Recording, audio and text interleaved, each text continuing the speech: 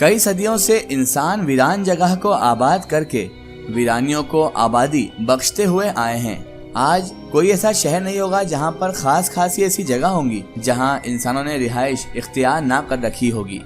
दुनिया में जगह जगह जनसंख्या बढ़ने के साथ साथ जगहें भी कम पड़ती जा रही हैं। मैंने भी अपना प्लाट खरीदकर जहां 4 कमरों का घर तामीर करवाया था, वो भी पहल ऐसी ही वीरान और सुनसान जगह ही थी जिस पर मैंने अब 4 कमरों का मकान तामीर करवाया था। हमारे घरों के इर्द गिर्द गिनती के 4-5 घर ही आबाद थे। कुछ मकानात ज़ेरे तामीर थे तो कुछ मकानात तैयार थे, लेकिन काम की जो रफ्तार थी बेहद सुस्त थी। यानी वो मकान जो तैयार हो रहे थे वो जल्दी तैयार नहीं हो रहे थे और वहाँ पर अच्छी खासी जमीन कदरे वीरान और सुनसान पड़ी थी। जरूरियात जिंदगी की तमाम अशियात की एक तवील फहरिस्त बनाकर आबादी की जानिब रुख करना पड़ता था। यानी जरूरत की जो चीजें वहाँ से हमको लेना होती थी, हमें एक लिस्ट बनाकर शहर की तरफ जाना पड़ता था जहाँ पर वो सारी अशिया यानी सारी चीजें मिल जाती। और इस मकसद के लिए हमें एक अदद सेकंड हैंड कार भी खरीदनी थी, क्योंकि वहाँ से बाइक से सफर करना और वापस सामान लेकर आना मुश्किल होता था। और एक अदद कार खरीदने से हमें बहुत ज्यादा कदरे सहूलियत हो गई थी। यानी एक कार खरीदने से बहुत ज्यादा फैसिलिटी मिल गई थी और मेरे बेटा और बेटी को यूनिवर्सिटी ड्रॉप करने में भी बहुत सहूलियत हो गई थी। अब उन्हें छोड़ने जाने में कोई दिक्कत नहीं थी मुझे, और किसी भी दिक्कत का अब सामना नहीं करना पड़ता था। अलबत्ता उस दिन बहुत ज्यादा अच्छी खासी तकलीफें उठाना पड़ जाती थी जिस दिन कार में कोई काम निकल जाता या कार किसी वजह से खराब हो जाती थी। एक बार की बात है कि छुट्टी वाले दिन मैं अपने घर के बाहर खड़ा था और अपनी गाड़ी को धोने में मसरूफ था कि तभी अस्सलामु अलैकुम की मर्दाना आवाज मेरे पीछे से अचानक उभरी। यानी कोई पीछे खड़े होकर मुझे सलाम कर रहा था और ये आवाज मर्दाना आवाज थी। मैंने अपनी गर्दन फौरन घुमाई और आवाज के वजूद की जानिब मैंने देखा तो वो मेरा ही हम उम्र एक शख्स था। मेरी ही उम्र का बिल्कुल एक शख्स था जो होठों पर मुस्कुराहट लिए अपनी हीरो की मानिंद चमकती हुई आंखों से मेरी ही जानिब देखे जा रहा था। अच्छी खासी उसकी कदावर शख्सियत थी और मुतासिर कुंभी। वालेकुम अस्सलाम। मैंने फौरन हाथ बढ़ाकर गर्मजोशी से मुजायफा करते हुए उससे हाथ मिला लिया। तभी वो बोला, मेरा नाम गयासुद्दीन है, आपका पड़ोसी होने का मुझे शर्फ हासिल है। यानी कि मैं आपका पड़ोसी हूँ। कई दिनों से मैं आपको देख रहा हूँ। आज मैंने सोचा कि क्यों ना एक अच्छे पड़ोसी का सबूत देते हुए आपसे मुलाकात और राह रस्म बढ़ाने की इब्तिदा कर लेनी चाहिए। सो मैं आपसे यहाँ पर मिलने चला आया। गयासुद्दीन ने खुश होते हुए कहा था। गयासुद्दीन साहब बहुत खुश अखलाक और खुश गुफ्तार यानी अच्छी बातें करने वाले इंसान भी थे। तभी मैंने गयासुद्दीन साहब से कहा कि आप मुझे कई दिनों से देख रहे थे, लेकिन गयासुद्दीन साहब ये तो बड़ी ताज्जुब की बात है, क्योंकि मैंने तो आज तक कभी भी आपको अपने आसपास या कहीं पर नहीं देखा था। यानी मेरा मतलब यह है कि मैंने आपको आज और इस लम्हे से पहले फिर कभी नहीं देखा था गयासुद्दीन साहब। और इसके अलावा हैरानी की बात यह भी है गयासुद्दीन साहब कि आपके मुखातिब होने से पहले मुझे आपकी आमद का बिल्कुल एहसास भी नहीं था। यानी मुझे ये भी नहीं पता था कि आप मेरे पीछे खड़े हैं जब तक आपने सलाम करके आपकी आवाज ना मेरे कानों तक पहुंचाई थी। तभी गयासुद्दीन साहब ने मुस्कुराते हुए कहा, अरे साहब, आप हमें कहां से देख लेंगे और हमें देखेंगे भी क्यों भला।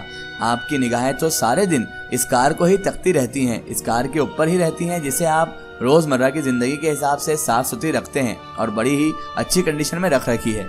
जबकि ये कार इतनी अच्छी भी नहीं, फटीचर है।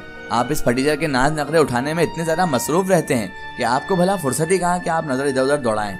यहाँ तक कि इस फटीचर कार की वजह से आपको एहसास भी नहीं हो पाता कि आपकी नजरों के सामने से कब गुजर गया कौन और कौन गुजर गया कब, कुछ भी नहीं मालूम रहता आपको। गयासुद्दीन के लहजे में शोखी सी उभर आई थी।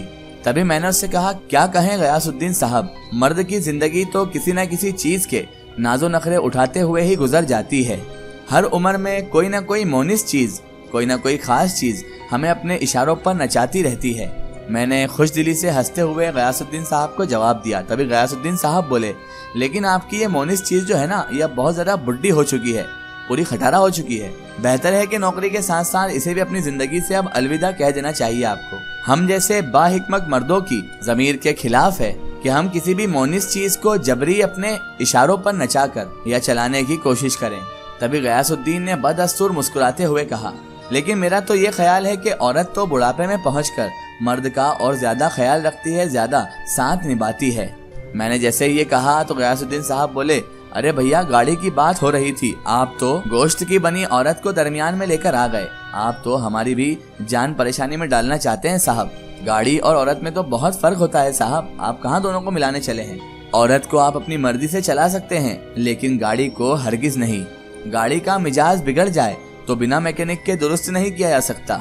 औरत का मिजाज बिगड़ जाए तो आदमी उसे दुरुस्त कर सकता है। औरत की अकल 30-35 साल होने के बाद ज्यादा काम करने लगती है। और साहब, गाड़ी में तो अकल नाम की कोई मशीन ही फिट नहीं होती है। वफादार औरत भी वफा की गारंटी होती है। कार की गारंटी खत्म हो जाए तो उस मालिक के लिए सरदर्द बन जाती है और मालिक की जेब हल्की करने में कार अब कोई कसर बाकी नहीं रखती है। गयासुद्दीन साहब ने मुझे अच्छा खासा लेक्चर दे डाला था।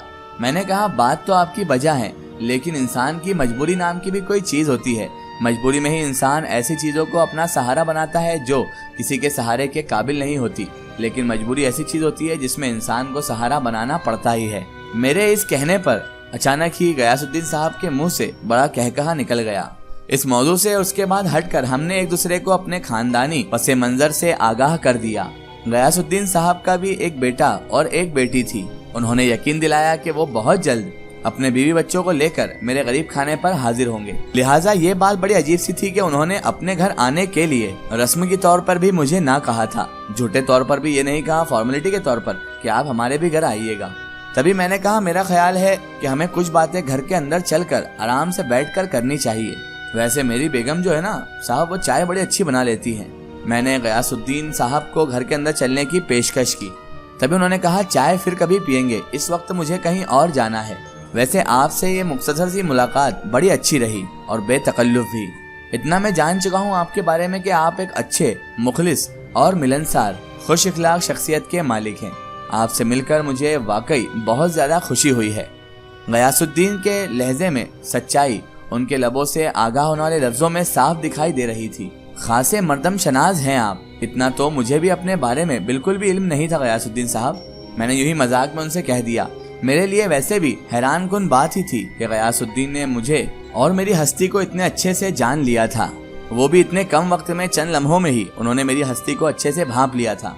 तभी गयासुद्दीन साहब कहने लगे मुस्कुराकर कि बस इसे हमारी अदना सी खुसूसियत समझ लीजिए, ये हमारी खास बात समझ लीजिए, छोटी सी। और फिर एक बार हाथ मिलाकर गयासुद्दीन साहब वहाँ से आगे बढ़ गए। मैं उस वक्त तक उन्हें जाकर देखता रहा जब तक उनका वजूद मुझे दिखाई देता रहा। अच्छे आदमी है गयासुद्दीन साहब, मैंने दिल ही दिल में उन्हें सराहा और उसके बाद वापस से अपने कपड़े से अपनी गाड़ी को मैं खुश्क करने लगा। ये गयासुद्दीन साहब या अपने पड़ोसी से मेरी पहली मर्तबा ही मुलाकात हुई थी।